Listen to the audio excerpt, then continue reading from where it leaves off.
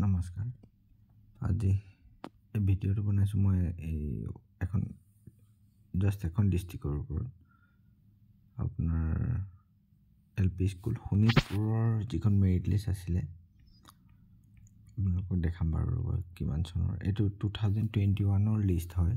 মই 23খন চোৱা নাই বাৰু, মানে সেইখন এতিয়া উলিওৱা নাই, অকল 21খন আপোনালোকক দেখাবলৈ বিচাৰিছোঁ। শোণিতপুৰ ডিষ্ট্ৰিক্ট, এইবাৰ শোণিতপুৰ ডিষ্ট্ৰিক্টত পোষ্ট নাই, আৰু এইটো সেইকাৰণে শোণিতপুৰ ডিষ্ট্ৰিক্ট আৰু বিশ্বনাথ ডিষ্ট্ৰিক্ট দুয়োখন ডিষ্ট্ৰিক্টৰ কাৰণে মূলতঃ অলপ উপকাৰ হ'ব পাৰে কেণ্ডিডেটসকলৰ কাৰণে। যিসকলে হোম ডিষ্ট্ৰিক্টৰ হয় তেওঁলোকৰ বাবে কৈছোঁ। বাহিৰৰখিনিতো ইয়াত এপ্লাই কৰিলে অলপ অসুবিধা আছে যদি পাৰ্চেণ্টেজ কম আছে আপোনালোকৰ, কাৰণ লছ কৰিবলৈ হ'লে নিজৰ ৰিস্ক হ'ব। এতিয়া আপোনাৰ EWS আছিলে, তেতিয়া EWSৰ আপোনাৰ পাৰ্চেণ্টেজ চাওক। অকল টেটৰ মাৰ্কটোহে আমাৰ ইয়াত চাবলগীয়া কথা আছে, বেলেগটো নাই। টেটত আপোনাৰ 60 আছে, মানে পোষ্ট আছিলে 3টা ইয়াত 60, 75 আৰু 62 পাৰ্চেণ্টেজ দেখিছে। এতিয়া আপোনাৰ OBC চাম দেই। শোণিতপুৰ ডিষ্ট্ৰিক্টৰ OBCৰ পোষ্ট আছিলে 23। তাত আপোনাৰ টেটৰ মাৰ্কখিনি চাওক। 23 মানুহৰ টেটৰ মাৰ্ক 59, 60, 65, 59, 64, 72 দেখিছেনে? 72, 68, 66, 68, 67, 66, 66, 66, 71 আপোনাৰ আৰু আছে 69, 66.7, 66.7 দেখিছেনে মাৰ্ক। 23জন মানুহৰ ভিতৰত মোটামুটি আধাতকৈও বেছি মাৰ্ক আছে, আধাতকৈও বেছি সংখ্যকৰ 66, 67 তাৰ ওপৰত আছে। সেইটোৰ পৰা এটা আইডিয়া কৰিব পাৰি এইবাৰ কিমান কাট অফ যাব পাৰে শোণিতপুৰ ডিষ্ট্ৰিক্টত। শোণিতপুৰ নহয়, বিশ্বনাথ ডিষ্ট্ৰিক্ট। শোণিতপুৰ আৰু বিশ্বনাথ মিলাই পেলাই এইবাৰ বিশ্বনাথত পোষ্ট দিছে 40টামান। তো বিশ্বনাথ ডিষ্ট্ৰিক্টৰ আপোনাৰ OBCৰ কাৰণে এনেকুৱা। এতিয়া আপোনাৰ PWDখিনি চাওক। PWDৰ কাৰণে পোষ্ট আছিলে আপোনাৰ 31 পোষ্ট আছিলে। তেওঁলোকৰ পাৰ্চেণ্টেজ চাওক। টেটৰ পাৰ্চেণ্টেজটো চালেই হ'ল, বাকীবিলাকৰ দৰকাৰ নাই। টেটৰটো আপোনাৰ চাওকচোন 70, 71, এওঁলোকটো ডাইৰেক্ট URত গুচি যাব। 69 চাওক, পাৰ্চেণ্টেজ কেনেকুৱা আছে 56। এইবিলাকতো তেতিয়াৰ টাইমত আছিল, এতিয়া কিমান বাঢ়ি গ'ল চাগে 63। PWD এনেকুৱা কাট অফ আহিছে। তো PWDখিনিও অলপ সাৱধান, য'ত ত'ত চিলেকশ্যন নকৰিব। দেখিছেনে 59লৈকে আহিছে।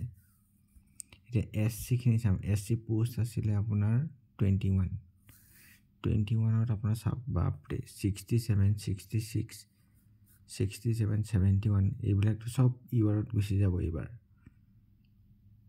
চব URত যাব। 73, 68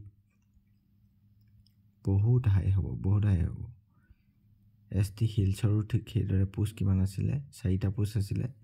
টেটৰ পাৰ্চেণ্টেজ চাওক। ST হিলছৰ পোষ্ট আছিলে 4টা, তাত আপোনাৰ টেটৰ পাৰ্চেণ্টেজ 67, 56, 56। STPৰখিনিও চাব। STPৰ আছিলে 34 পোষ্ট, তাত টেটৰ পাৰ্চেণ্টেজ চাওক। STPৰ টেটত মাৰ্ক কিমান লাগিছিলে? 68লৈকে গৈছে। 68লৈকে গৈছে, দেখিছে?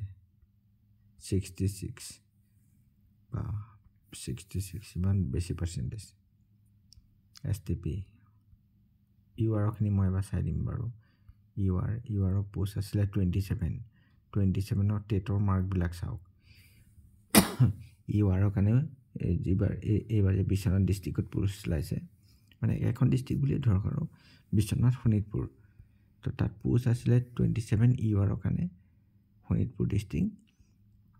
তাত টেটৰ মাৰ্কবিলাক চাওক। 72, 74, 64, 67, 74, 67, 70, 72, 72, 72, 66 বাপৰে 68, 73 পাৰ্চেণ্টেজ দেখিলে।